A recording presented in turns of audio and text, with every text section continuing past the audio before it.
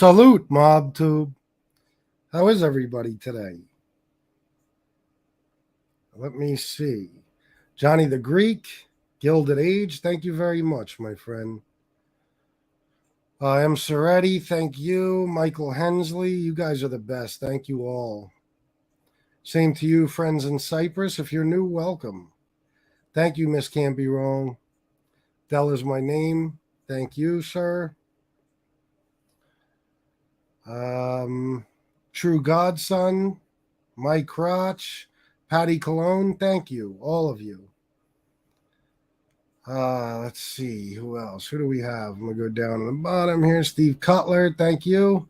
Joey Dimes, Joseph Montanaro, Irish Style, Nightmare 1503, Jordan Canada, Don Vito, John O'Master, Miss Charlie Steen. Thank you, guys. Thank you, each and every one of you. You guys are the best. As you can imagine, I am having a wonderful day today. I slept good.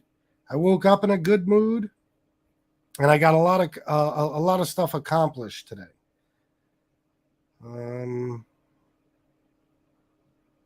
Yeah, Deadly, exactly. Thank you, Ridge. Maverick, it's me. Thank you so much, Stephen Morinello. Yeah, guys, listen. I woke up in a great mood. Did some stuff I had to do around the house. Turned on Tony SoFlo. Listened to his show while I went and got an oil change and went and washed and cleaned out my car. Went to the gym for a couple of hours and got home just in time to shave and do this show. Thank you, Midwest Mafia Productions. So I am having a wonderful day, guys, and I hope you are as well. Thanks, Barry McCockiner. So, only 37 people right now. You know how it goes for addiction and recovery shows. It's all good. I understand. But we are going to talk some, of course, talk about drug and alcohol addiction and the recovery process and all that good stuff. Thank you, Beck. My neck hurts. Michael Hensley, I appreciate that, man. It means a lot from all of you guys. Trust me, it means a lot. I'll tell you what, I'll start it off this way. I was driving into York today. I had to go to the car wash right after I got my oil changed. And, okay, Brooklyn Rob. Yeah, all I need is you here, my friend. Aliel, what's up, bro? I hope all is well. What do you have? 3 days left. I'm excited for you, man, to see your family. Hold on, Nightmare 1503 FPS. Did you hear Gunsmoke was in love till 4 a.m.? Listen, I heard some stuff. Yeah, I didn't get to see the show. I fell asleep early. I saw a little bit. I watch until they get on the Trump thing, and then I'm out. I just, okay, it's enough for me. The politics, I don't need it. But no, I did fall asleep. And I heard it was a fantastic show. So congrats to Gunsmoke and Lee Cole. I heard Common Sense was on. I heard he was laughing his ass off. So, yeah, I don't know, Ms. Can't Be Wrong. I'm not sure what they mean. So, yeah, I didn't get to see it all, guys. But I guess Gunsmoke took it down for good reason. So I don't think I'll be seeing it. But I'm glad he had a good show anyway. It's me. Congratulations to everyone staying clean and sober today, one day at a time, sometimes 1 minute at a time. That's right. And thank you, Aliel. Gunsmoke isn't here, huh? I think these shows depress him. You know what I mean? The addiction and recovery stuff, they make him sad.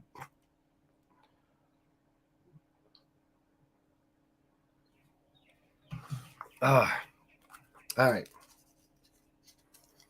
So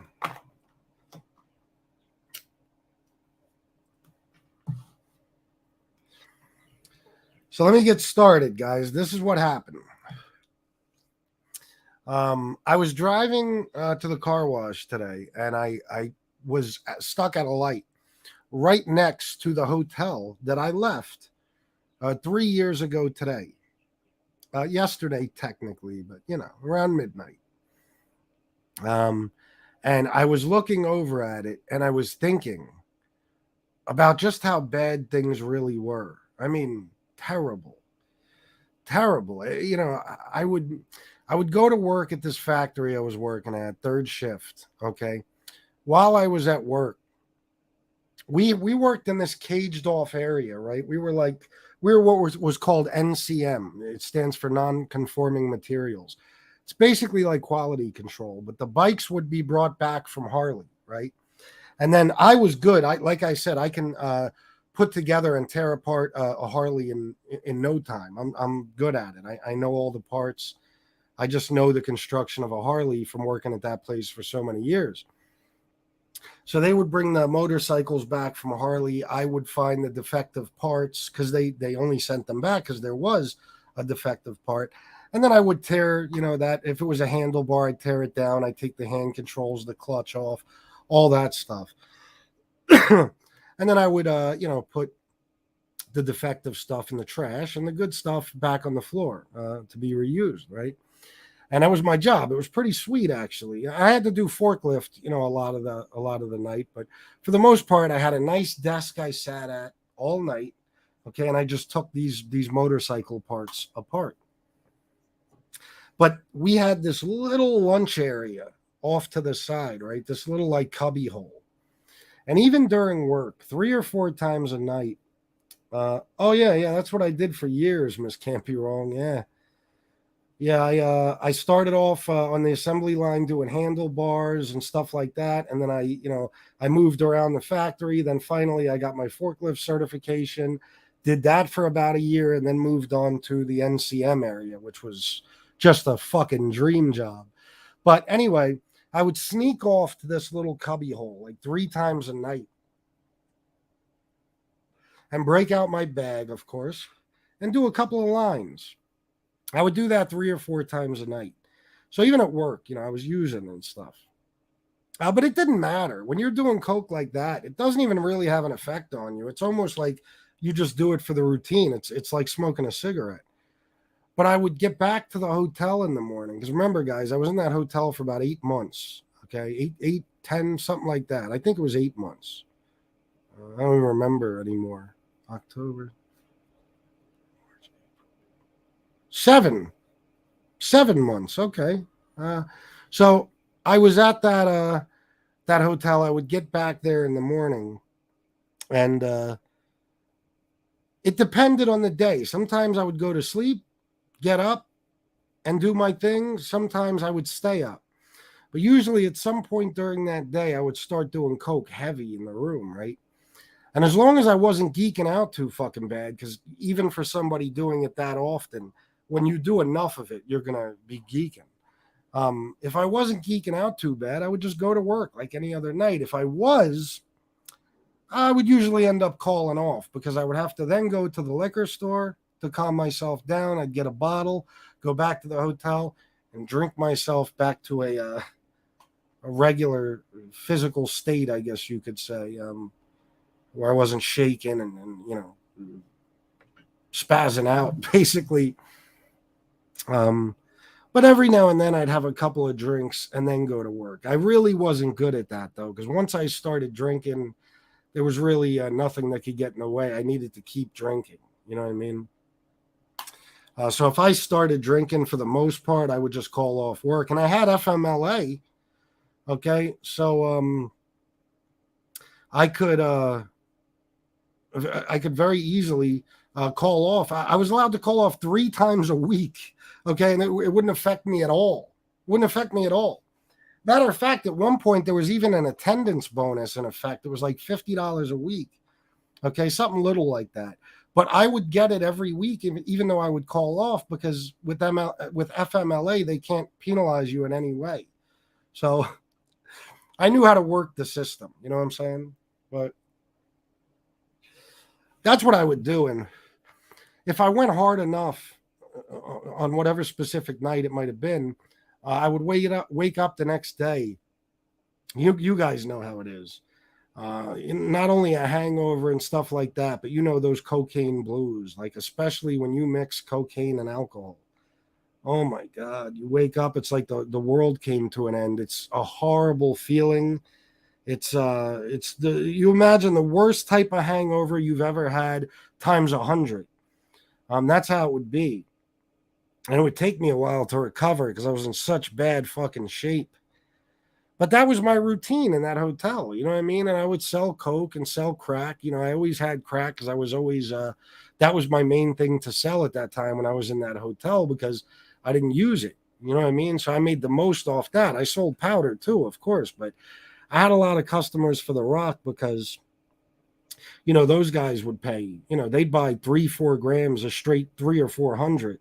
They didn't even ask for no fucking deals. They just wanted what they wanted. And as long as you had fire, you were good.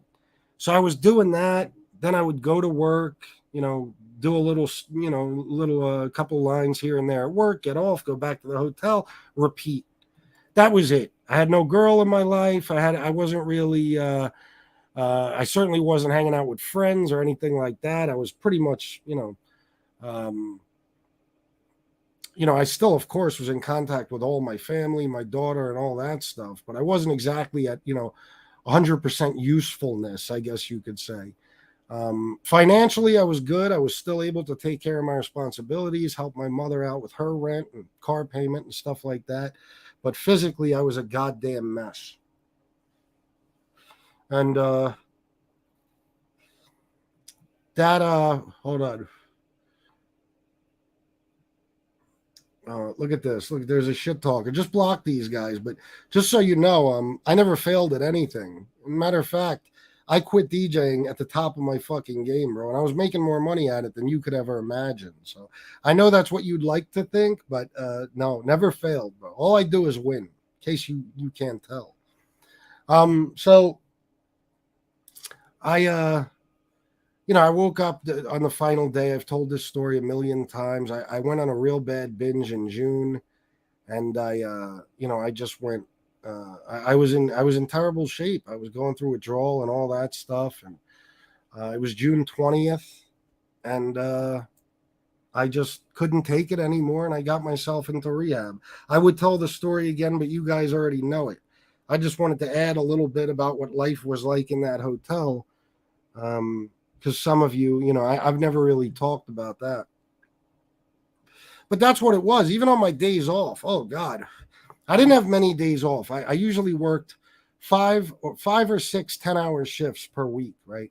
But when I'd have like 2 days in a row off, oh my God. Oh my God. Usually, one of the guys I was selling, powder to or something would come over. We'd hang out in the fucking room and just get blasted. I mean, it was terrible. I would wake up. I didn't know how much coke I had left, how much crack I had left, how much money I had left. Nothing, and I was just,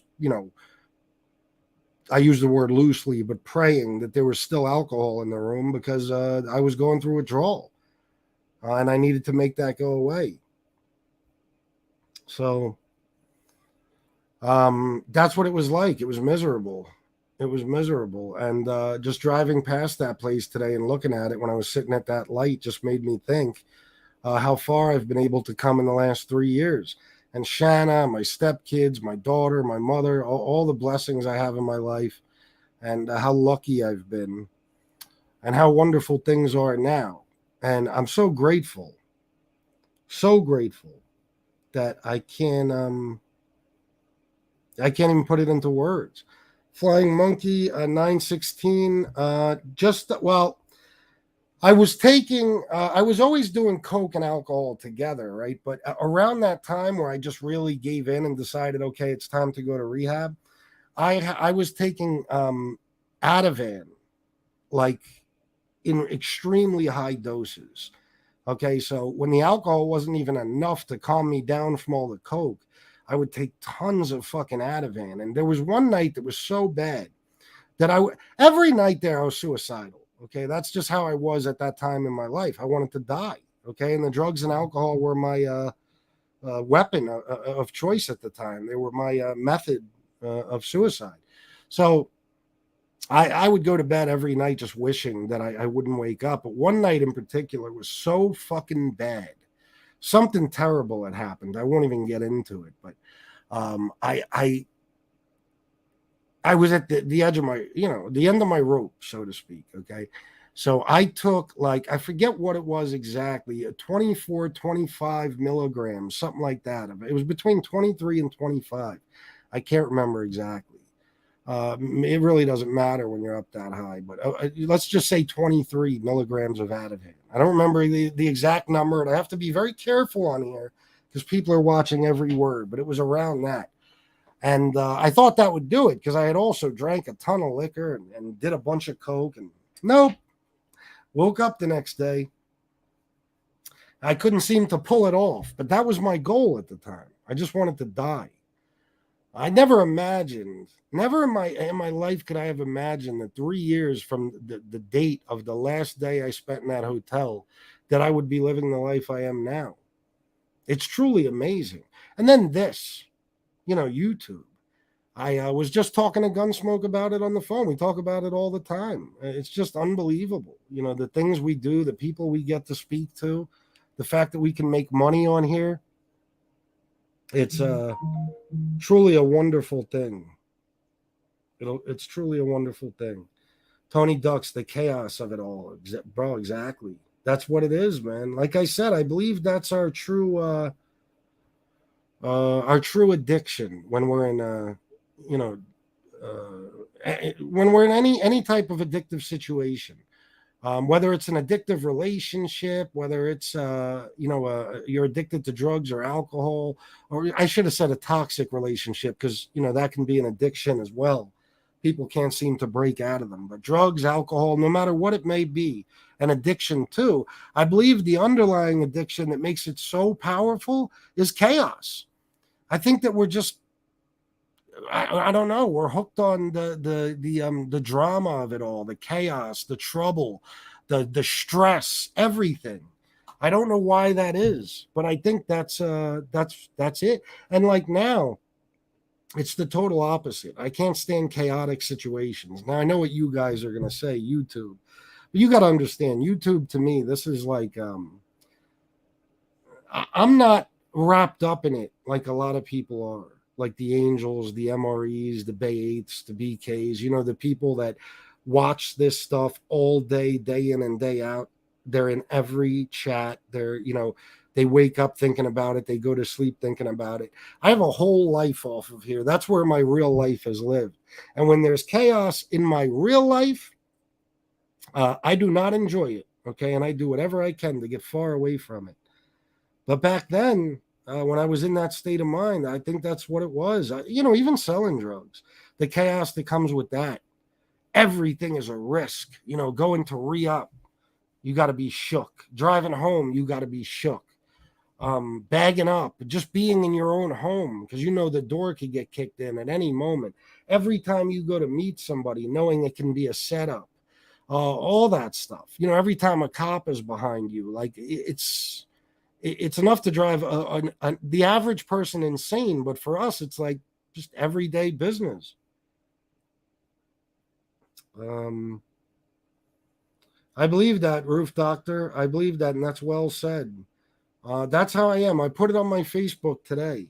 Every morning I wake up and I count the things I'm grateful for. Everything. The bed I'm sleeping in. You know what I mean? The house I live in. The car I drive.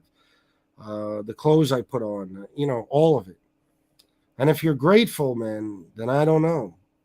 You shouldn't have any worries. But Kevala, I've heard that alcohol withdrawal has the greatest potential for death from just the withdrawal. Is that true? Yes, it is. Absolutely true. I've been through it 3 times. I'm talking about severe withdrawal to the point where I had to be medically detoxed. There was 3 periods of time in my life where I went through severe alcohol withdrawal and had to be medically detoxed. It is the worst agony, pain, and illness that I could ever imagine. I mean, it's torturous. I used to bang my fucking head against the wall to try to knock myself out, literally.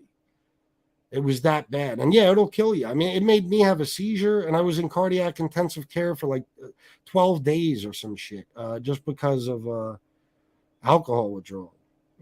So benzos can too, but I still don't think benzo withdrawal you're not going to get as quickly. Like alcohol withdrawal, you'll go into withdrawal hours after you take your last drink. Benzo withdrawal, it has a longer half life. You have a little bit more time before it gets severe. But alcohol withdrawal, if you're a full blown alcoholic who drinks liquor every day, I mean, if you have your last drink at 1 p.m., you can bet your ass that by 8, 9 o'clock at night, you're probably going to be in severe alcohol withdrawal. No bullshit.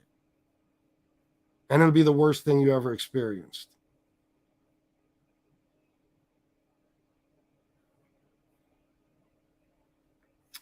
They're horrible benzodiazepines. They are. They absolutely are. Like I said, I've had a couple of doctors actually offered to prescribe them to me for stress and anxiety and shit in the last few years, and I will not take any type of benzo. Never again. Oh yeah, Miss Can't Be Wrong. I was put in a medically induced coma. Absolutely. Um, I just stopped drinking and ended up on life support. Holy shit, Miss Charlie. Yeah, see? That's all it takes, man. It's dangerous. I remember being in that psych ward, okay, and they let me out of my little cell, whatever you want to call it, so they could check my vitals. And my heart rate was so through the roof, like out of control, that the fucking doctor ran on foot downstairs to the pharmacy to get Valium, okay? It was that bad. Thank you, Bendover. Why Benny D over? I gotta ask you, why is that? BENYD over. I don't get it. I thought it would just be Ben Dova. You know what I mean? Like BENDOVA or something. Just curious.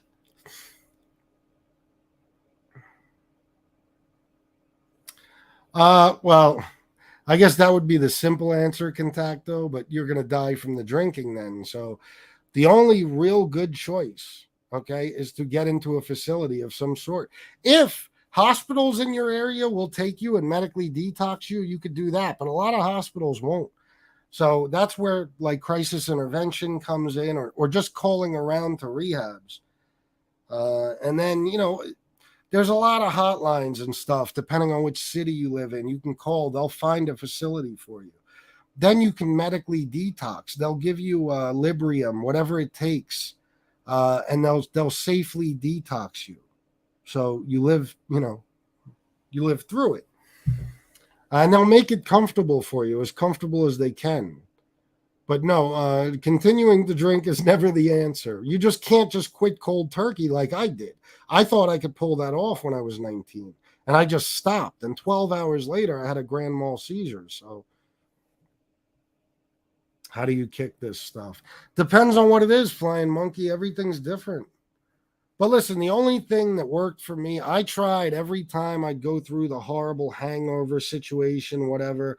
I tried, what we all try. Oh, I'm never drinking again. I'm never, I'm taking a break, whatever. It doesn't work. The only thing that finally worked was getting away, escaping all of it, going to that rehab. That was it. And, there was a program in place, and I went to my classes, and I did everything medically I had to do. I saw doctors, nurses. I got my health checked out. I got put on certain types of medications. And, eventually I left there. And, fortunately, I've been able to stay clean and sober since. But I always say the best, in my mind, who am I, But in my opinion, the best medicine is escape, get away from it. Get away from it, and put yourself in a situation where it's not, I don't mean get away from it by go hide in your bedroom. I mean, get away from it. I left my city, my friends, my family, and I went to a place, and I stayed. And it was the best thing I ever could have possibly done for myself. It's the best thing I ever did.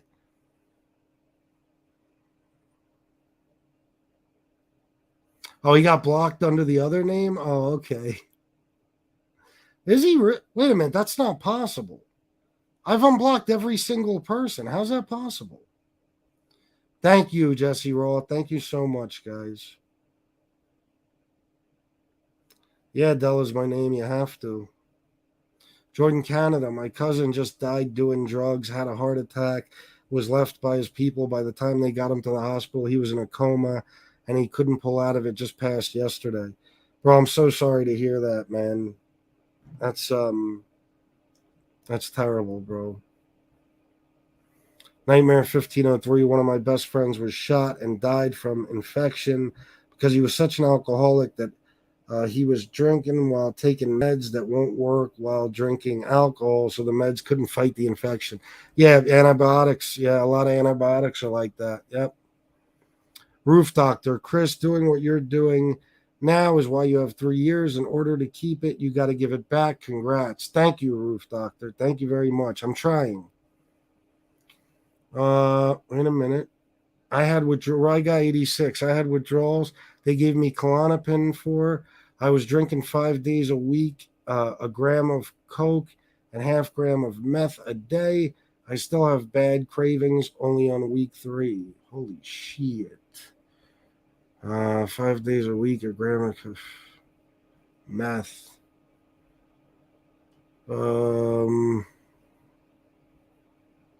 They gave you. What did you do, Rye Guy? Did you were you hospitalized at all, or they just gave you Klonopin? Did you go to rehab?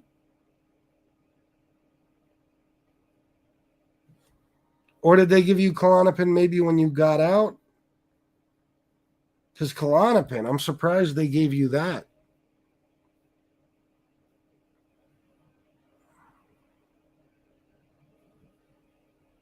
Yeah, it's a shame, Jordan. I'm sorry to hear that, bro. Romano Britons, if you're addicted to alcohol, just quitting drinking can put you in a coma. I've known of people addicted to alcohol, and here in the UK, they gradually wean you off of it bit by bit. Really? Is that how they do it there? That's interesting. I didn't know that. I'll tell you what, like the first time, the first time was so bad that, like I said, I was in there 11, 12 days, something like that, in cardiac intensive care. And when I left, I did an outpatient rehab, and they gave me Ativan to deal with the withdrawal. They also gave me Neurontin. It's also known as gabapentin, but back then, like gabapentin's uses have changed over the years. Like now, it's used a lot for like joint pain, stuff like that, and anxiety. Back then, it was an anti-seizure medication, and they gave it to me for that, so I didn't have another seizure. The second time, I was in a psych ward when I medically detoxed. I was in there for 7 days, and when I left, they gave me 3 days worth of Librium, and boy, did I want more. But the doctor wasn't having it. They give you 3 days worth. That's it. The next time I was the thing with my heart when I wound up in critical condition. I was in there for about, again, 12 days, something like that. And I left with 10 to 15% of my heart function. They just had me in all types of shit then. But when I went to rehab in 2019, that was Librium. You know, they put me on Librium while I was in there. They did like a 7-day detox. And then they prescribed other stuff like gabapentin, Lexapro, trazodone so I could sleep, shit like that. I was taking a cup of pills every morning, you know, medicines that was like, a cup of Skittles. It was just probably 10, 12 different things while I was in there. And, they kept me on Lexapro and gabapentin after I left. Gabapentin withdrawal will give you super anxiety. Is that true? I didn't know that. Nerve receptor blocker. I use have doses of it for my reconstructed face. Oh shit. Jesus, Joe Bag of Donuts. Yep, with gabapentin, it's for sciatica as well. Yeah, I take it just for sleep and anxiety. I mean, I take it 3 times a day, 300 milligrams, at a time. That's what I take. But Shanna, I know, I believe she was prescribed it for a while for her, for she has fibromyalgia and stuff. Yeah, they allow you to drink, but they lower the consumption over a period of time until your body gets used to not having it. That's wild. I can't even imagine that working, but I guess it does. Flying Monkey 916, how long have you been sober? Today is 3 years, bro. 3 years. John O'Master, FBS, I take gabapentin for nerve damage, only 300 milligrams twice a day. I can't even tell if the shit works, but it does make me fucking tired. Yeah. Yeah, it will. The same with me. I can't tell if it works. It doesn't do anything to me. But like I said, I take it a lot for sleep and anxiety. You know what I mean? Like I take it with trazodone right before I go to sleep. So thank you, Flying Monkey 916. Midwest Mafia Productions. Yeah, me too, FBS. I take it also for the same reasons. I've been battling anxiety for many years. Yeah, it's a bitch, man. But listen, I think it helps because between that and Alexa Pro, I'm pretty much fine. Sorry to hear that, War. Yeah, look, I watch Shanna go through it, and it seems like a fucking nightmare. Fibromyalgia. Yeah, it has a calming effect. It helps with sleep. Otis Driftwood. Oh, thank you so much, bro. I haven't seen you in my chat in forever. I was wondering where the fuck did Otis go. I'm glad to see you, man. Thank you for being here, bro.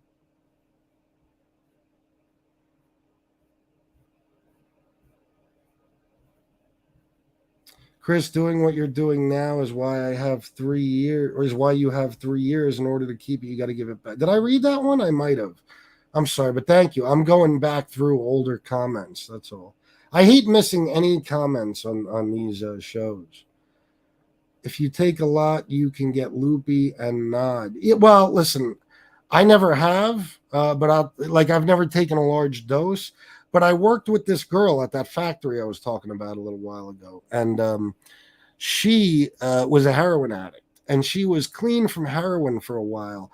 But one night she was all fucked up, and I was like, I was like, well, I won't say her name, but I was like, are you, you're not back on dope, are you? She was like, no.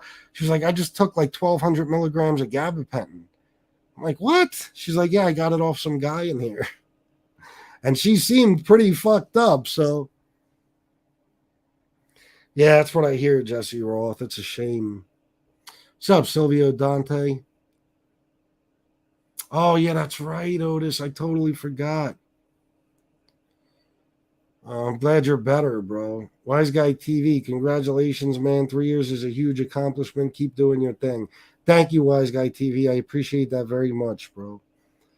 Big Carm, congratulations on the 3 years. If you didn't have the 3 years, you wouldn't be able to have a successful channel. No, you're right. You're right. And that's just one of my many, you know, just another example of how lucky I really am and how things always work out. If listen, I never imagined things could get this good. Like without any substances, no drug, no alcohol. I never thought I could be this happy. And it's an amazing thing. That's why I tell everybody, like, you can't get too down. Like I have friends and stuff that are lonely. They're unhappy with their situation, whatever. And I tell them, you can't get too down, bro, because anything can happen. Like one little thing, you meet somebody, whatever, and your entire life is turned around. It really is true.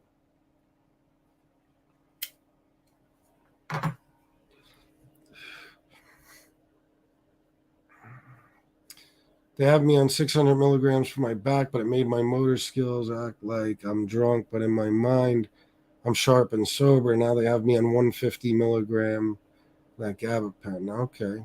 People actually sell gabapentin on the street now. Yeah, that's what I hear. Pregabalin is 5 times stronger than gabapentin. It's a controlled substance in the UK due to abuse. Oh, shit. Yeah, people in rehabs take those to try to get high. Well, I'll tell you what. Like I said, back in 2000, I took Neuron. It's the same thing, gabapentin.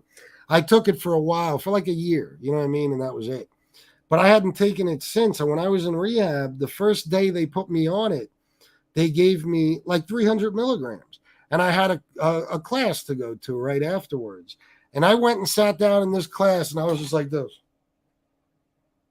Like they were asking me questions, and I was like, I was fucked up. I was like, what did you give me? Holy shit. Mikhail 1. Congrats on the 3 years FBS. Amazing achievement, but keep going day by day, bro. Thank you, my man. Yes, I will. I'm not giving up. That's for goddamn sure.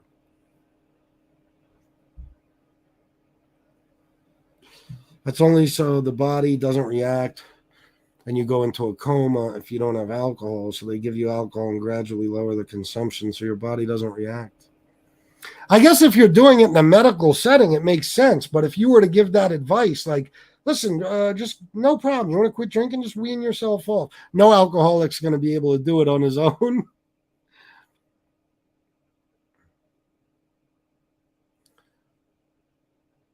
What the fuck, Mikhail 1? Why are you singing the Fresh Prince in here? They Baker act you. Oh, yeah. I've been there. I've been there.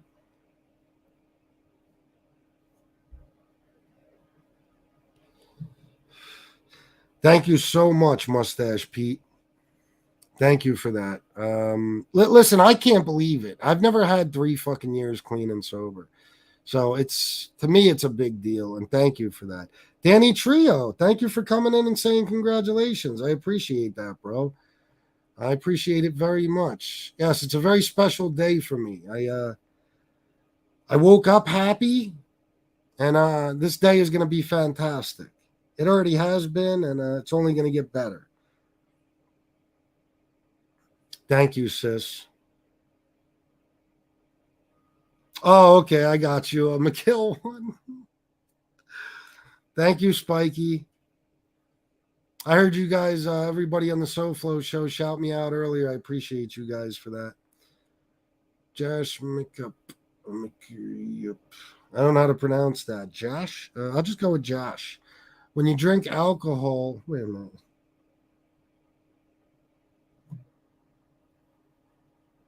Trying to find out if that's like a like Barry McCocken or Mike Roch. You know what I mean? I was just trying to go over the words in my head. When you drink alcohol with cocaine, doesn't it create a poison inside your liver? Yeah, it's weird when you read about it. It creates like a third drug almost, and it's very, very bad and very dangerous. Unfortunately, it's like cereal and milk or peanut butter and jelly. Nobody wants to do one without the other. M. Soretti, congratulations, FPS. Sorry I can't chat much. I'm at the eye doctor. Oh, no problem. M. Soretti, thank you for being here.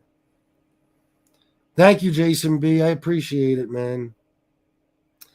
I'm surprised you snorted cocaine for so long and never once tried a rock. That was my downfall, going from powder to the rock. Well, I'll tell you why. Before I got serious into powder, I sold rock, okay? And I saw what it did to people. I was a teenager, and I'd have people at my fucking house 3:00 in the morning banging on the door with, game systems and everything else, begging me to trade them for shit. And, anything they owned, they would trade you. I mean, there was nothing they wouldn't do to get a hold of the money. You could just see it had a different, I couldn't understand. I would look at them and try to understand how it's so much different than coming off of coke. Coming off of coke, you're miserable, you're in a little bit of a depression, but you're okay. Coming off of crack, they're just insane. They'll do anything to get more. And I think that's what kept me from ever trying it. It scared the shit out of me. It just seemed like a way more addictive form of cocaine. So I just stuck to powder. Plus, I sell somebody some coke. they'll buy some more. They run out, they'll buy a little more. Then they run out of money, and it's like, all right, I'm done for the weekend. But crack, I mean, there was nothing. They'd be begging you in tears. They're trying to sell you shit, trade you shit, anything, rob you, whatever, to get more. It was just like, okay, this. I never want to be like that. Yeah, that's what I'm wondering, Miss Can't Be Wrong. Gaetano Bracco, thank you, bro. After the first 30 seconds, rush is over. But damn, once you start on the rock, it's hard to go back. That's what I hear. And that's what I've seen.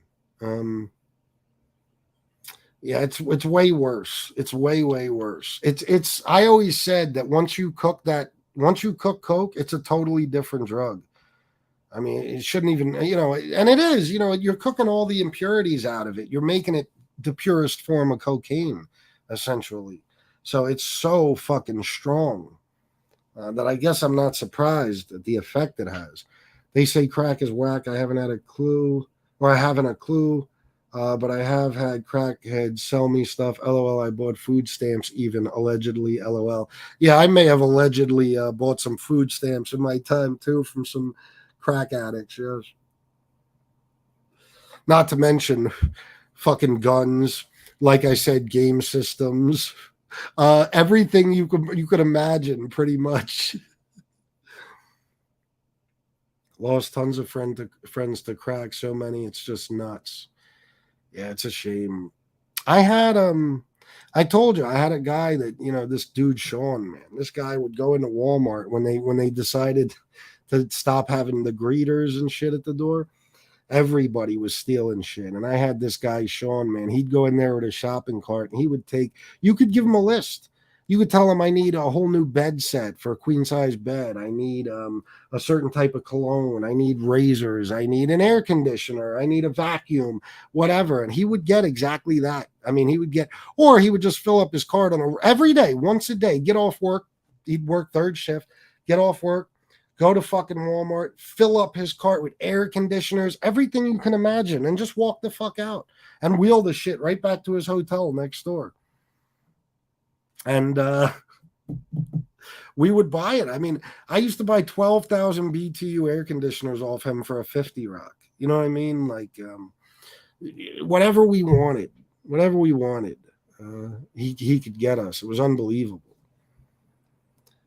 Mustache Pete, I had an issue for almost 5 years with pain medication. Never did anything else in the opiate category, but it was and still is the hardest thing to stay away from.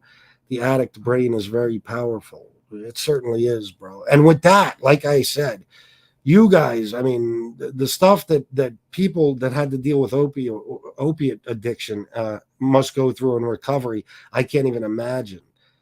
Because that stuff really does, man. It's like it changes your fucking brain, and I don't know, man. It seems like opiate addicts can never stop thinking about this shit, no matter how long they're clean and sober.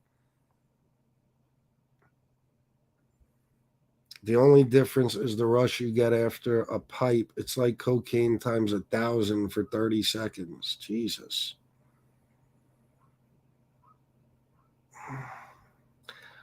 Wise Guy TV, I would like to have a discussion with you about the stuff that went on earlier, but of course now is not the time. I am a little confused about you, I got to be honest, but I don't want to do it now. McHale 1, I used to hang with a guy who sold coke. He sold it to people who smoke it, and I saw them show up with empty bottles to try and pay for it. Yeah. There was some people I sold to when I didn't have, hard, when I only had soft. I would sell them powder, and they would cook it.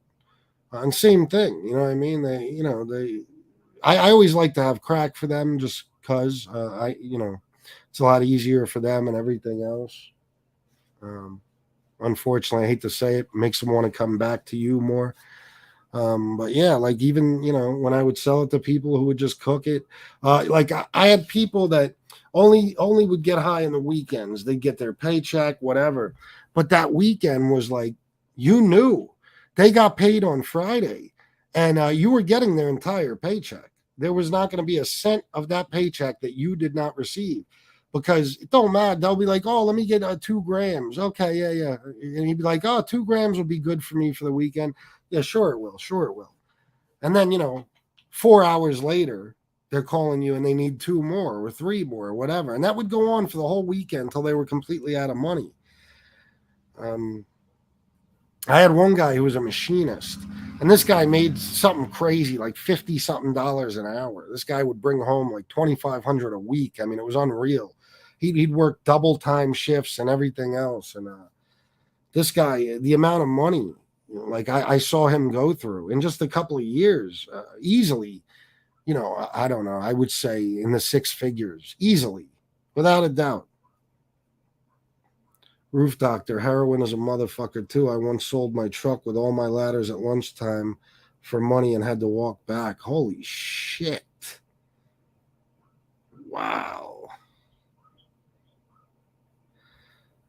Jesus Christ, a Roof Doctor. That's crazy.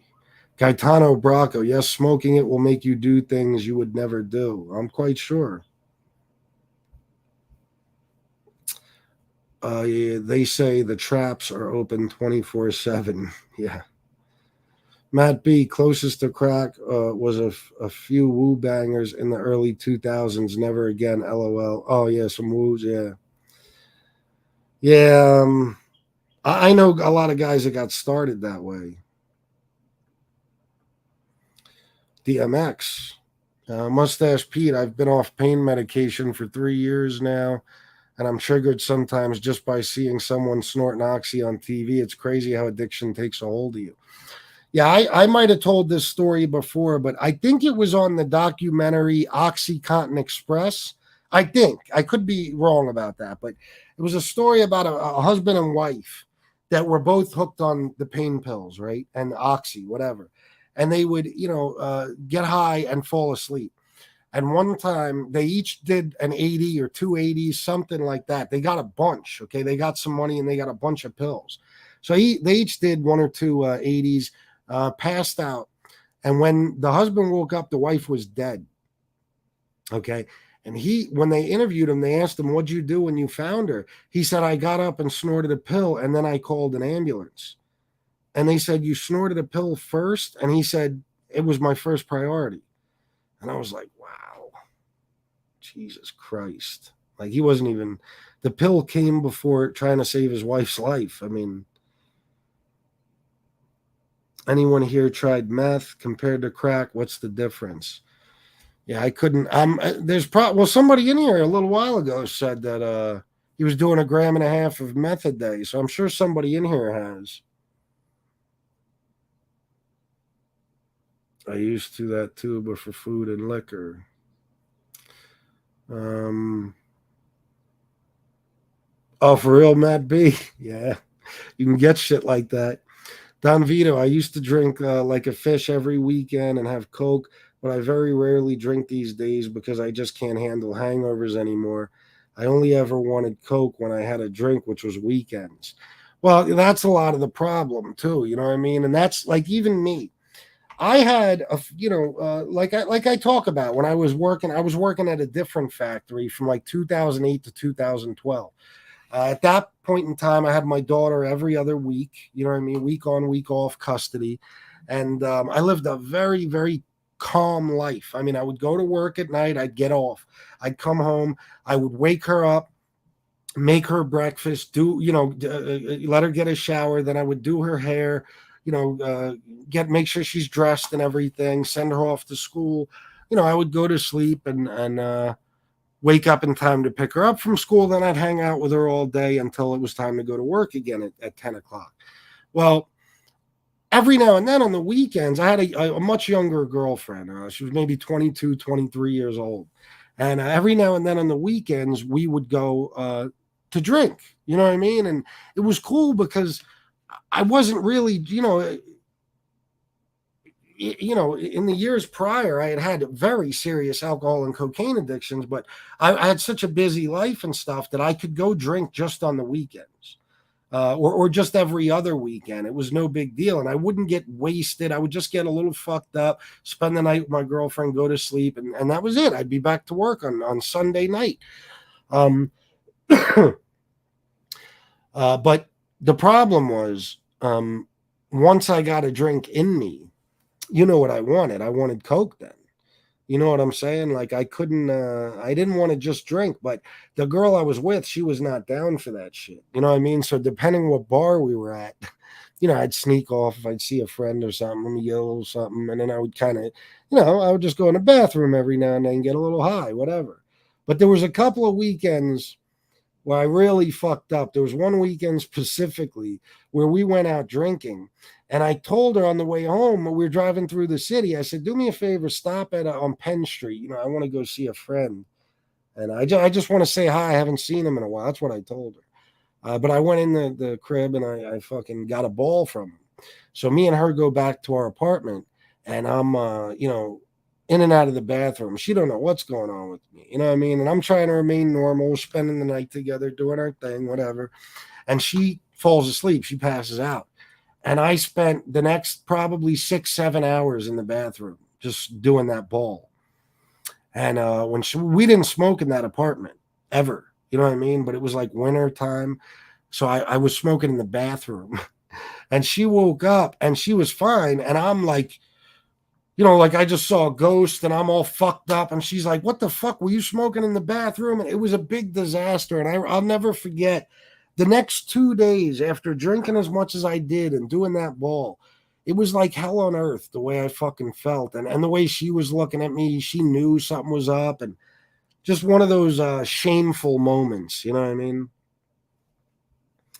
FBS, I had a guy in Staten Island, anything you wanted. He could even get cold cuts, mostly prosciutto. Yeah, well, sometimes it's good to have those customers, I'll say. John O'Master, does anybody remember a t-shirt from the 80s? It was Bart Simpson, be squished to death in the ass crack of a huge fat chick, and it said crack. No, John O'Master, I don't. Nightmare 1503, crack was more of a celebration drug. We would use it in my hood. We didn't use it unless we came up on it in one way or another. Our everyday drug was meth. Really, Nightmare 1503? That's interesting, actually. Miss Can't Be Wrong, back in the day, because I know what kind of neighborhood you're from and shit, you know what I mean? Miss Can't Be Wrong, back in the day, I was hard on my brother. He would buy something nice, and I'd say, "Well, the drug dealer will end up with it," and I was right. It's a goddamn shame.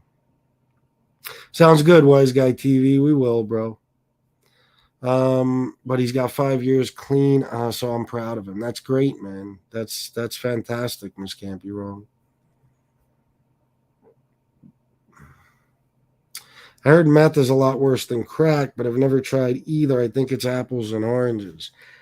Yeah, I can't really, I can't say, but from what I've seen, it kind of seems similar, except you look, I don't know. I've been around a ton of people who smoke crack, but I've never seen a person do meth. I don't think.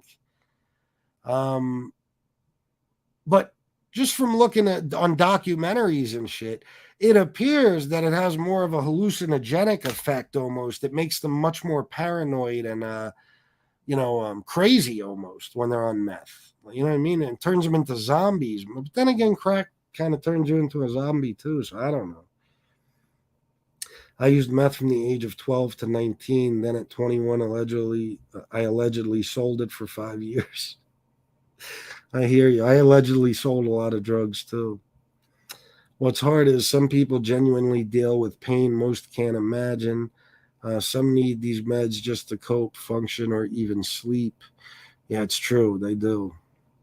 You could be a functioning cokehead, but not crack. Fucks up your head too much, or fucks your head up too much. Yeah, that's the experience. From what I've seen, absolutely. I've seen many. Coke. You could do a couple lines, go to work, take a break, do a couple more. But I couldn't imagine, from what I've seen, how people are on crack. I couldn't imagine them functioning. It's like Richard Pryor used to describe. Remember when he talked about being in the room with his pipe? And the pipe would be talking to him, "Come on, Richard. You don't want to leave this room. You just want to be here with me." Like, it seems like that's their state of mind.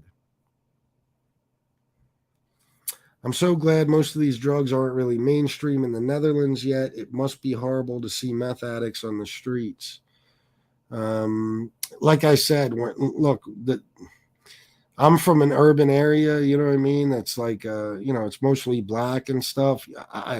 I could tell you all day what it's like to see crackheads and heroin addicts running around. But meth addicts, I've just never really been around that shit. Mustache Pete, people with opiate addiction suffer from what's called a dopamine deficit state. So their body stops producing dopamine on its own. Therefore, we are constantly trying to balance out the chemicals. Yeah, and if I understand correctly, Mustache Pete, that's what makes the withdrawal so incredibly painful, right? Is because that dopamine also stops pain and things like that. So your body produces that on its own. So as you start doing, say, heroin, okay, now the heroin is producing it. Your body stops doing it naturally. So then when you stop the heroin, it takes quite a while for your body to catch up and start producing that dopamine again. So now you're having a dopamine deficit, and you're feeling all this pain and illness you wouldn't normally feel, if I understand it correctly. I took it at night, gabapentin. Yeah, that's when most people take it, I think. Live and let live. Salute and a big congrats on 3 years recovery. That's very impressive. God bless every day. Thank you so much, Live and let live. Yes, first thing when I saw my mom this morning, I said, 3 years clean and sober. It's first thing on my mind when I woke up. Brian Bozak, FBS meth has a lot of different flavors. You can say glass or ice would be the best high, I guess. It's like wanting to walk from PA to Arizona in one day kind of high. Holy shit. Yeah, that's too much for me.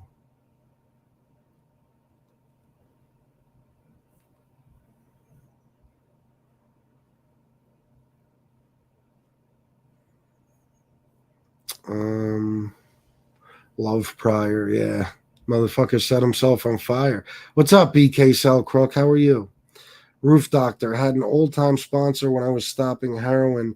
He said, if you plan on sticking around, buy a suit. You'll be going to a lot of funerals. Yeah, I told you what somebody said to me once. He said, there's no such thing as an old heroin addict. That's the way it seems. Knew a kid would rob dealers for his own high, would be fucked up for a week. Yeah. FBS varios are mostly meth or heroin trafficked areas. There are some varios that specialize in the sale of crack, but that's rare for varios in my county. It's more of an LA thing for crack stuff. Oh, okay, I got you. See, I would have thought crack and heroin, you know what I mean? Live and let live. Many blessings to FBS and all who made a decision to get clean and live a better, healthier life. Proud of you. Thank you, Live and Let Live. Miss Can't Be Wrong is promoting Lee Cole and Danny Trio's podcast live in 52 minutes, which would now be, I'm behind, so okay, about 50 minutes.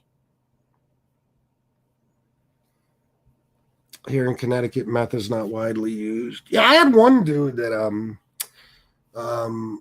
he was a friend of mine I worked with, and he would re-up with, like a quarter ounce of coke, nothing big, and he would just sell it at work.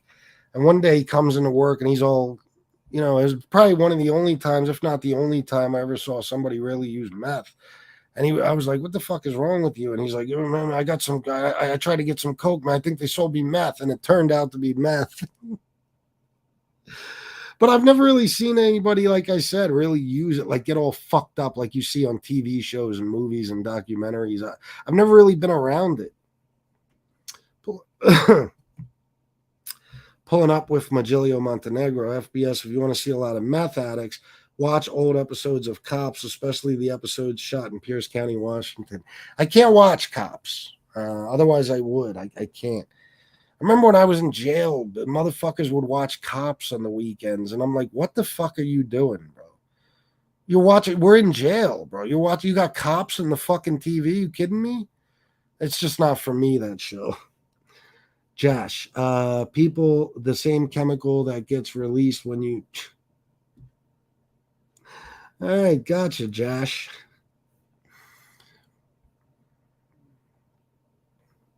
In Jersey City, there's Filipinos that are into meth. They call it shab.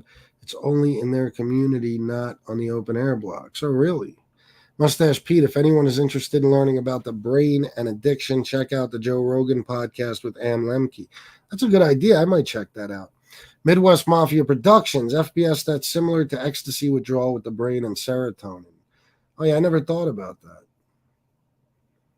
that. Jesse Roth, I had an ex-boyfriend who was schizophrenic to begin with.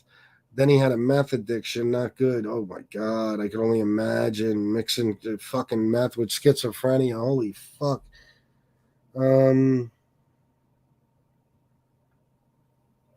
BK Sal Crook, congrats, FBS. Keep up the good work. You look great. I wish you and the family nothing but the best. Thank you, BK Sal Crook, but I still have an extremely oversized head, and I don't know how to make that better. I was at the gym today, and I was looking in the mirror, and I was thinking, what muscles do I work out to make this head smaller? And I couldn't come up with anything, but who knows? Maybe someday. Someday I'll get a bright idea. The only old heroin addict is Keith Richards, and he is old.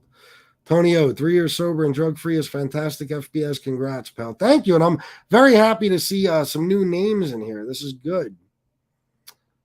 Michael Hensley said, "Gonna be a great show, people." Lee, Gilded Age. I was taking gabapentin during the day, and boy, was loopy. So now I only take 2 plus Ambien when I go to bed. I'm so relieved to hear that you take it too. Yeah, I do, man. I take, like I said, I take it 3 times a day, 300 milligrams at a time. And I take trazodone as well to help me sleep. And hydroxyzine for anxiety here and there. You know what I mean? Josh, cocaine is cut up too much with Novocaine. Haha. I always cut it with an inositol powder. Brooklyn Rob 1, BK Selkirk, remember? Oh, okay.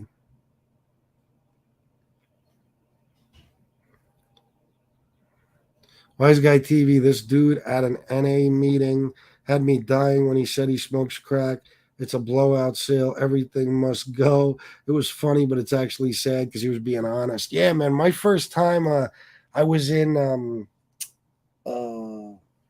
outpatient rehab, and there was this dude. I can't remember this guy's name, but this fucking guy was a very wealthy man at one time. He had owned a string of restaurants, couple of very, very large homes. You know, he showed us pictures, cars. You know, his family had everything they ever wanted. His kids were spoiled to death. I mean, and it took about 4 years, and he lost just crack alone. He lost every fucking thing he made. I mean, he was in millions of dollars worth of debt. His fucking kids were gone. You know, his wife left him, took the kids. It was, and it was so sad. And he would come in there every day and you know, tell a little piece of his story. And then when we took a break, he would walk out back. He would just walk around in circles with his hands behind his back and his head down.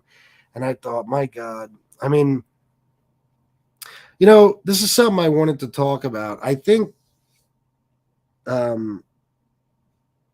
what's amazing is how some people find the strength and willingness to go ahead after all the horrible things that took place during their addiction. You know what I mean? In other words, to move on and to continue their lives.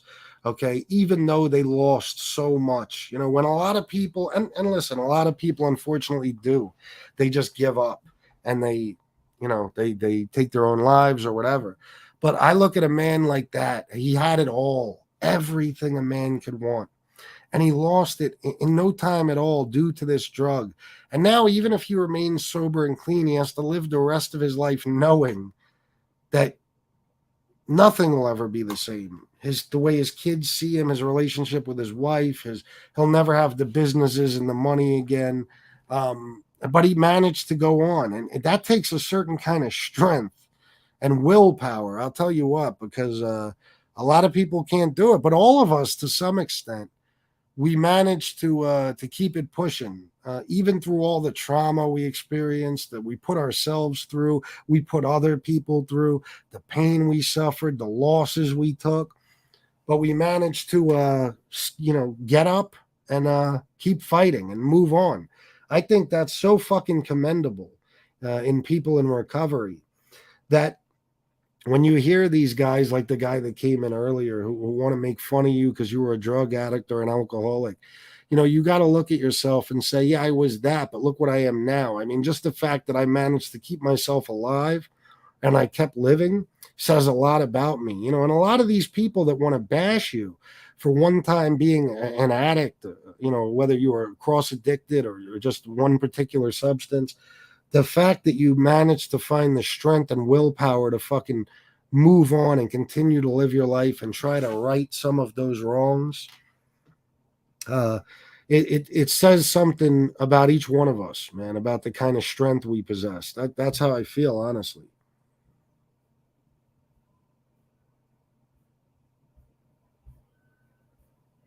The fuck? Hold on, I got way behind.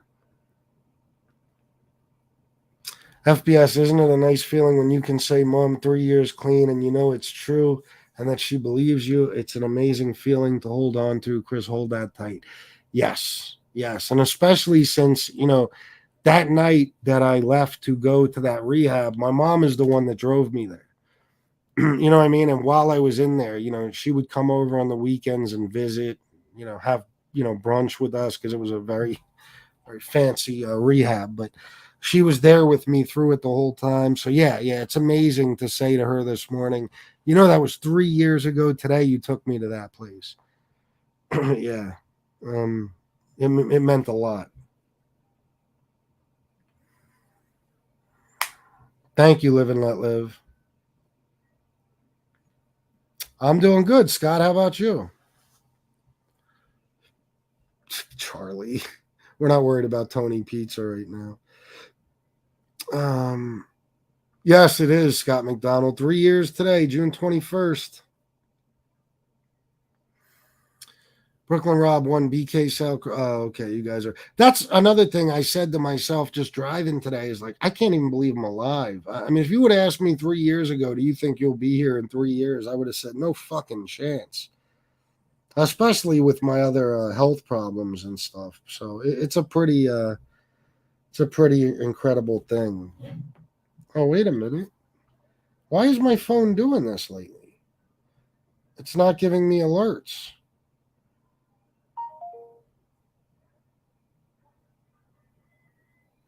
Roof Doctor, thank you so much. He sent me a Venmo and said, congrats.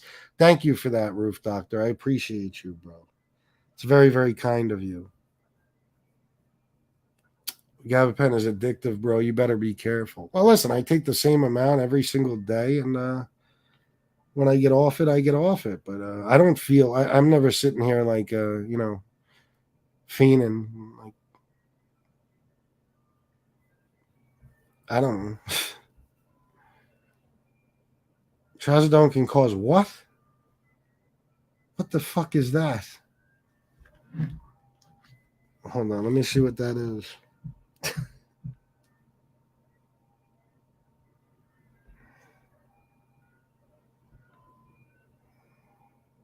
Oh, listen. Well, that's why they call it. Oh, you hear the ice cream man?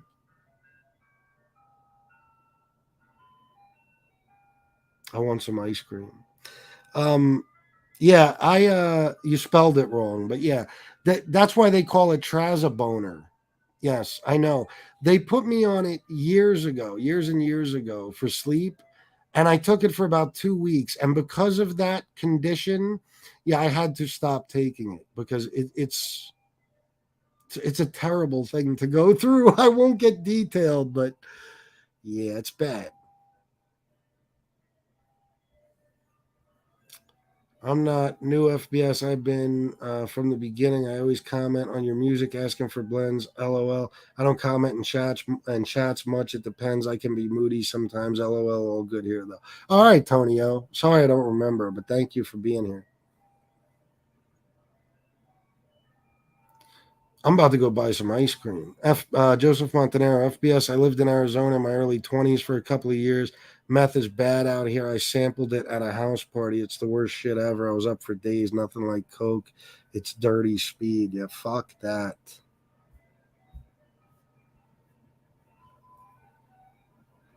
Brian Bozak, FBS, congrats on your accomplishments, bro. I'm sorry, congrats on your accomplishments, bro. Dope on the West Coast to the East Coast are completely different. Meth and coke have always been around, but heroin wasn't a thing here. Gotcha. Ryan, I did have seizures, but from pregabalin, the sister drug of gabapentin hits the same receptors as benzos. Carolina Reaper, congrats on 3 years FBS. I watch all your shows but never comment. This show deserves a comment, so let's get to 4 years. All the best. Thank you, Carolina Reaper. I appreciate that, bro. Yes, there's a very special addiction recovery show today.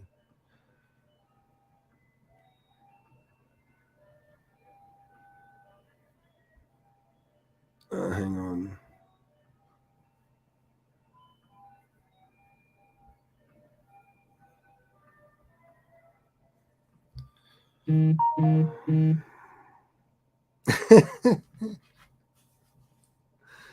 Hold on.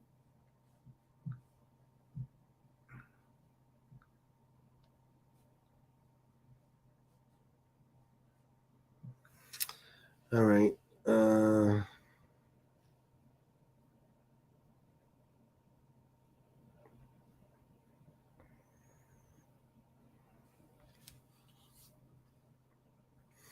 It's no joke. It could be permanent. Oh, listen.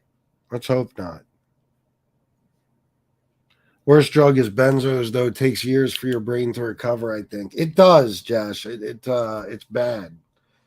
Um, I'll tell you the honest truth. From what I've been told by people in rehab and drug and alcohol counselors and stuff, if you've been on, and I don't want to scare anybody, you know what I mean, but if you've been on something like Xanax for 20 years, your brain's never going to be the same again. I mean, it's just not. You might be able to enter recovery and stop taking it, but as far as withdrawal, you're going to have some form of it for the rest of your life. I mean, I don't think there's any denying that.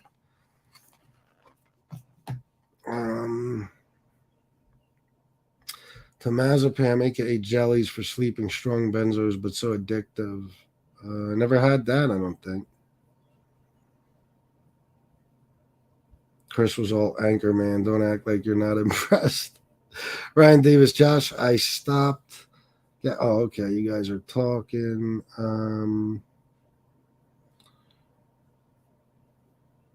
Yeah, I know. Michael Hensley, or I'm sorry, I'm looking at the wrong comment. Midwest Mafia Productions.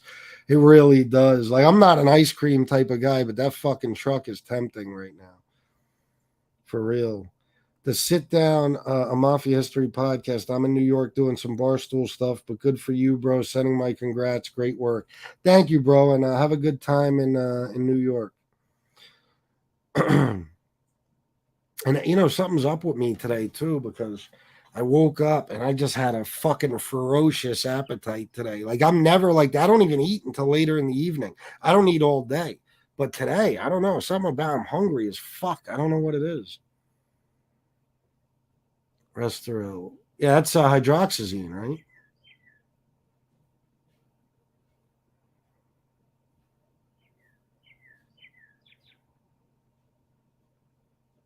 What's the prescription pills called in the states that are the same as methamphetamine?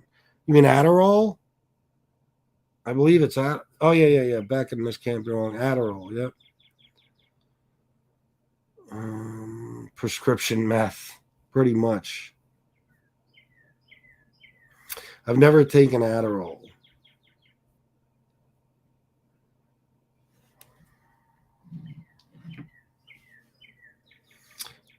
Yeah, go visit Tony Pizza. Don't hurt him, Jeff Nadeau. Just go visit Tony Pizza while you're out there.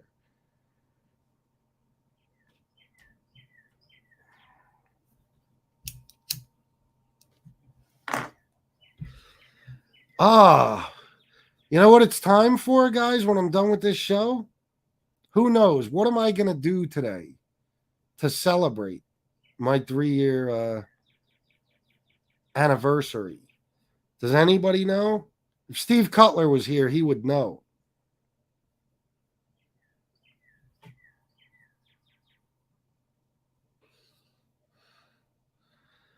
Don Berlin, I am late, stuck at the base in Quantico. Stuck on base at Quantico, but Chris, a heartfelt congratulations to you on your incredible 3 years. I am grateful to you for your honesty, your loyalty, and fidelity to your sobriety. Oh, thank you so much, Don Berlin. Thank you for stopping in. Compromiso, Joseph Montanero. BK Sal Crook had cigars, so yeah, of course. But yeah, it's Sin Compromiso time today. Absolutely. Joey Dimes, that's right. Shanna got me a nice chair for the fucking patio. You know what I mean? I'm going to go sit out there, smoke a cigar. That's right, Scott.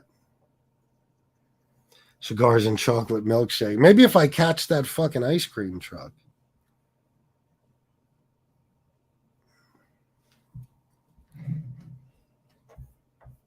That's right, bend over. They wanted me to do fentanyl patches for years now, FBS. I've always refused. Yeah, that's listen. Well, see, this is the thing, right? I have a serious sympathy for people who have severe pain. Okay? Like Shanna, uh, she has fibromyalgia. You know what I mean? And you know, she the pain I see her go through sometimes, it's heartbreaking. You know what I mean? Her legs, everything, you know, she has a lot of it. And she won't take anything. She takes Excedrin, and that's how she deals with it. But I know there's people that have it much worse too. And there's people who have it so badly that how can you not take something? You know what I mean? Like, I've been very fortunate not to have to ever really deal with anything like that. I've never had like broken bones or any other than like little shit, broken toe, broken, you know.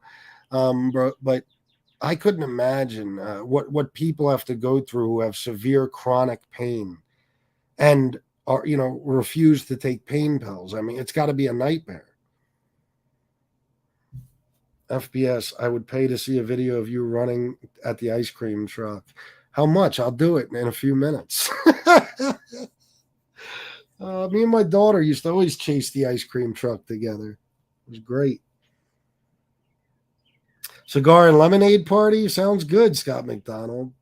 Sounds good. Maybe I'll do just that.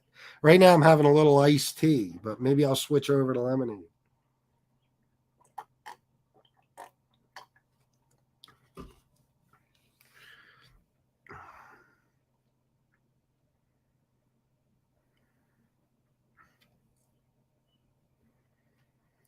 You break the same bone a whole bunch of times, it could turn into a really painful problem, I'm sure.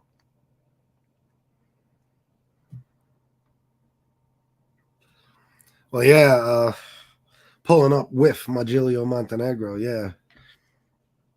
These days, I mean, just the fact that it might be laced, or but even the pills now, they're pressing them with fentanyl and shit. It's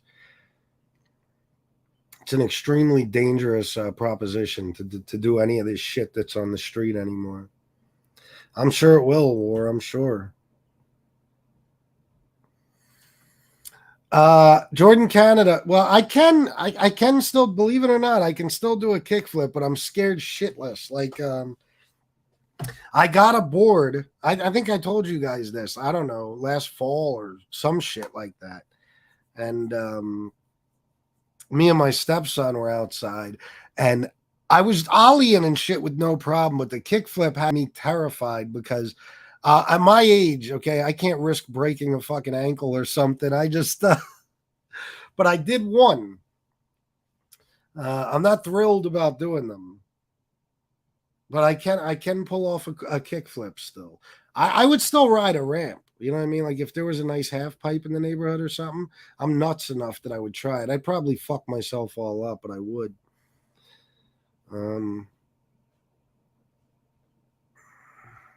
yeah, Joe Bag of Donuts. I wish I. Yeah, listen, it's probably not the best time.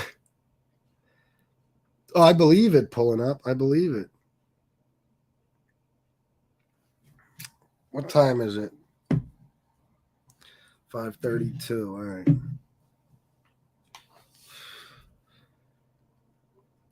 There's skate parks all around my house.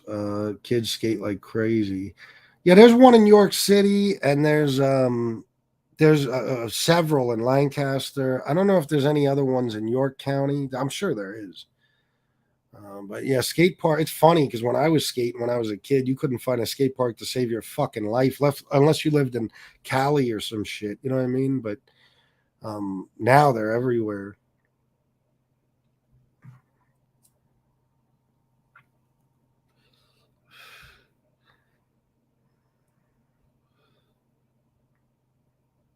Fentanyl and weed. Jesus Christ. Can't do anything.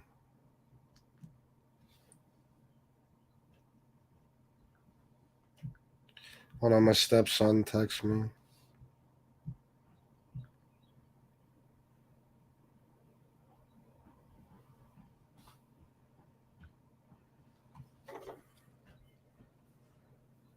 Have fun.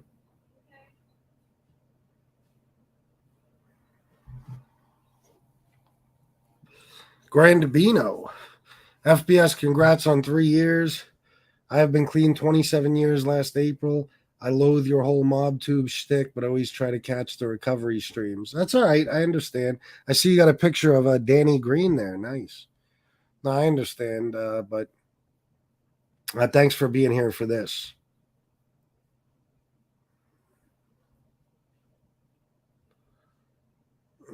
In the West, we have skate parks everywhere. Yeah, I heard. I'm not sure what you guys are talking about. Some Esplanade. I'm not sure what that is. Uh, but I will say this, all right, guys. This is I don't have anything planned to say here, but I do want to say something. And it's so funny that and who knows, maybe I was meant to. That I decided to go the way I did today, and I fucking passed that hotel, and I took a look at it, and I looked at a couple of the rooms. You could see they have the fucking curtains halfway open, and I see people's shit lined up on the windowsill, their deodorant. It's like in jail. But you could see some of those rooms are still being lived in. It's not just people coming to rent for the weekend or whatever. And I was thinking about how fucking bad it was, man, and how bad some of my worst days were. Not just there. I mean, throughout my history of addiction, but that place, that was a particular type of hell for me when I was living in there. And uh, just how bad things really were. You know what I mean? How scared to death my mom would be. Like, I remember one night she couldn't get a hold of me, and I was fucking passed out in that room, and she was pounding on the door. When I opened the door, she was in tears because she thought I died in there. You know what I mean? And that just the shit I put people through. Look, it's stuff we all have to live with. The things we did in our past, the things we did during our addiction. There's no way in my lifetime I'll ever be able to get to make certain things right. But I'm doing my fucking very best every day. I'm trying to make things right, things I did in the past, to other people and to myself, and for myself and other people. I want to try to make things better. I can't. It'll never be 100%, but maybe I can make up for some of the bad shit I've done by not doing that stuff anymore, by not using, by not getting high, by not um, making the mistakes I made. I don't know. I don't even know how to say it, but I think you guys know what I mean. I'm so grateful for the fact that Shanna has never seen me under the influence of anything, because the people that have, I really put those people through hell, without a doubt. And what can you do? All you can do is move on, right? And try to do right from here on out. So that's what I'm doing. Every now and then I have these days where I get so down and I think about Jesus Christ. Hold on. um I think about, I don't know. Listen, I don't. I'm not going to get too deep into it, but the point is, this is a special day because even though I do have those days where I'm so down and I think about all the bad things that I've done and that people had to see me go through and go through with me, on a day like today, I can be proud and grateful for the fact that it's been 3 years since any of those days have occurred. Okay, since any of those situations have taken place, and that things are better now. Okay, I can't make up for the shit I did in the past, but I can certainly make for a better fucking future. And that's my plan every day. I wake up, okay, and I just want to make sure I do right that day. Okay, that's the way I see life. And this day means the world to me because I have been doing the right thing for 3 years now, and I plan on continuing to. And and I just hope that all the people around me and all the people in my life who were affected by my addiction in the past can look at me now and say, "Well, listen, he's trying. Okay, he can never right those wrongs, but he's at least doing his best to make sure that he never makes those mistakes again." That's all any of us can wish for, really, right? I mean, you can't change the past, so that's it. And I'm definitely going to celebrate this day and enjoy it to the best of my ability. And I'm looking forward to Shanna getting home so I can celebrate with her. And, I just hope the important people in my life um, take the time to try to at least recognize that I'm doing the best I can in life right now, because that's all I can do. And that's all any of us can do. So I congratulate all of you on your sober time, your clean time. Yeah, keep fighting the fight. Don't give up. Stay strong no matter what. And things will get better. They won't get worse. They can only get better. That I can promise you. Let me just read some things. Sis, $20. Good job, FBS. We are all proud of you. Thank you so much, sis. I appreciate that. Well, of course, I'm sure we all do. Scott McDonald, we can only try and rectify to our best abilities, FBS. My rock, even at 52 years old, is my old mother. I don't want to ever let her down again. Scott, I hear you, bro. Trust me, I know exactly how you feel. Don Berlin, Chris, we all have many yesterdays. None of us have any guarantees for tomorrow. All we can do is the best for today. Blessings. Well said, Don, and thank you for that. It's very true. FBS, I didn't know you skated. I'm 56. I still skateboard, old school skater from the 70s. I still ride half pipes and pools. Only thing I don't do is aerials. I still rip a mean frontside grind. Yeah, John, I was big into it when I was a very young kid. I met all the greats, with the exception of Tony Hawk. I never met him, but I have pictures with Chris Miller, Steve Caballero, Lance Mountain, Rodney Mullen was my favorite. I love street skating, and he was the best of the best, always will be, as far as I'm concerned. I got to meet all those guys and see them do demos at different parks and stuff. And I remember even one time they were at Hershey Park, and we actually traveled there from New York to see them, and it was all those guys I just named. And I have a Vision Streetwear shirt somewhere buried with all their autographs. I was all into that shit, man. I loved skating. Gleaming the Cube was my favorite fucking movie as a kid. I loved the Bones Brigade movies, like The Hunt for what was his name, or The Search for shit.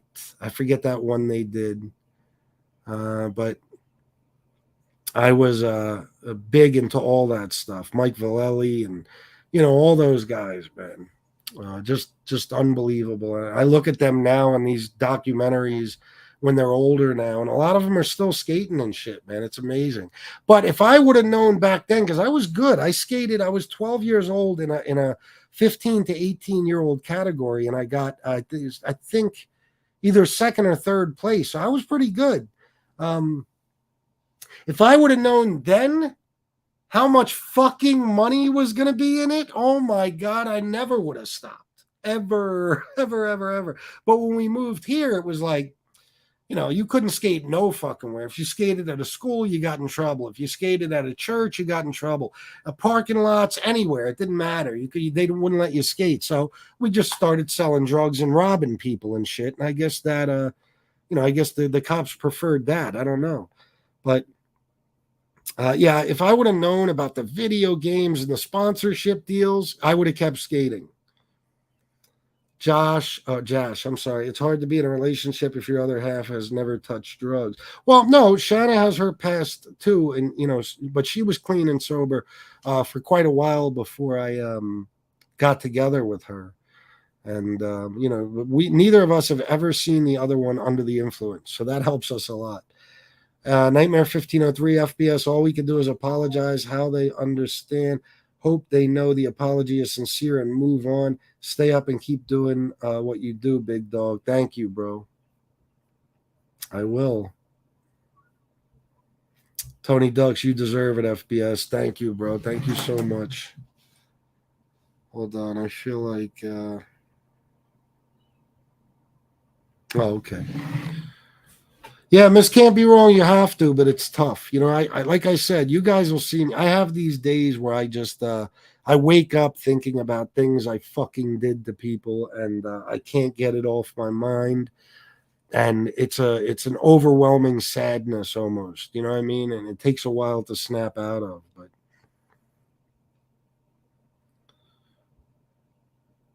Yeah, well, yeah, he's another story, Grim. I know. We'll talk about him later tonight. Smoke a fine, sing compromiso, FBS, congrats. I'm going to right after this video. Thank you, Steve Cutler. Thanks for doing this show, FBS. You're the best. And again, congrats on your sobriety. Thanks, Mikhail1. I appreciate that. FBS, I have a big collection of old school boards, Alva, Powell, Santa Cruz, Gordon and Smith, and Dogtown. Bro, listen, there's a board that I had, a Tony Hawk board. It was still Powell Peralta back then. It had the hawk on the back, the long one. Oh my God. I don't remember what it was called or whatever. It was like a fluorescent pink. It was the baddest fucking board ever. I had that shit, and about 10 years ago, I was dating this woman, and she had a son, maybe 10, 11 years old, awesome kid who was into skateboarding, and I gave it to him. And even though it was a nice thing to do, I regret it so much. That board is worth about 3 G's now. I'd give anything to have another one of them. John O'Master, if you ever want to gift me one of those old school boards, bro, I'll never forget you for it. No, like I said, Josh, she has in her past and stuff. She was never a full blown addict, but she has her past with it, alcohol addiction mainly. I think she did some coke and stuff, but nothing serious. But she, she never let it really take a hold of her. She was always functional and or functioning, whatever. And she got clean and sober quite a while before we met. So. I mean, I don't know if you'd call it that with her. She basically just quit drinking, but you know what I'm saying.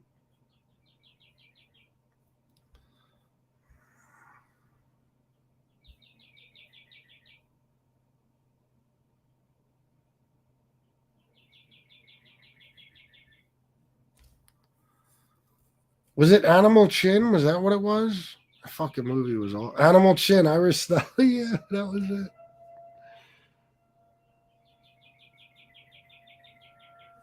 What's up, JR Boston? Where's my beautiful wife? There she is. New beginnings with Shanna, $4.99. Thank you, baby. I love you, Christopher. Congratulations, and I am so proud of you, baby. I love you too. Thank you, Shanna. I can't wait to see you when you get home. Imagine we would never have this show, but played FBS Pro Skater on the PlayStation. Yeah, imagine. And I'd be a fucking millionaire somewhere. Johnny Mac, 3 years is quite an accomplishment. Congratulations. Keep up the good work. Thank you, bro. I appreciate that, man. Princess Shanna, you must be so proud of your good man on this milestone. I know she is. She is. And I told her today, I told her this morning, and I'm not bullshitting when I say this.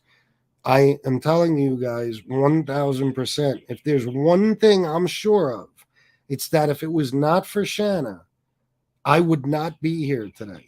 Trust me when I tell you. She is an angel in my life in more ways than I can count.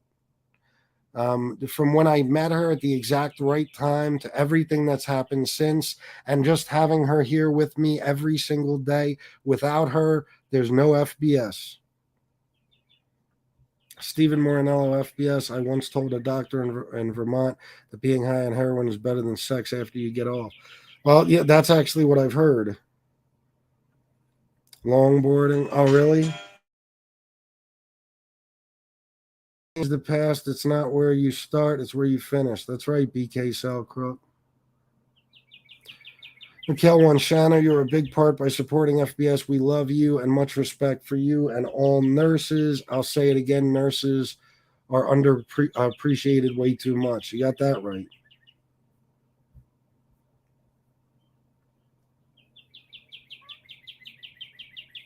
Um,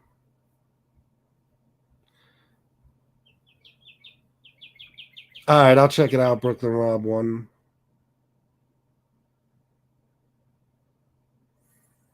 Yeah, I know, Miss Can't Be Wrong. I know. I was even talking to Gunsmoke about it earlier, how lucky I got. I mean, Shanna is, listen, she's a true angel on earth. She's all heart. Um, and one of the kindest, most generous, most just kind hearted human beings I've ever come across. And I couldn't be luckier.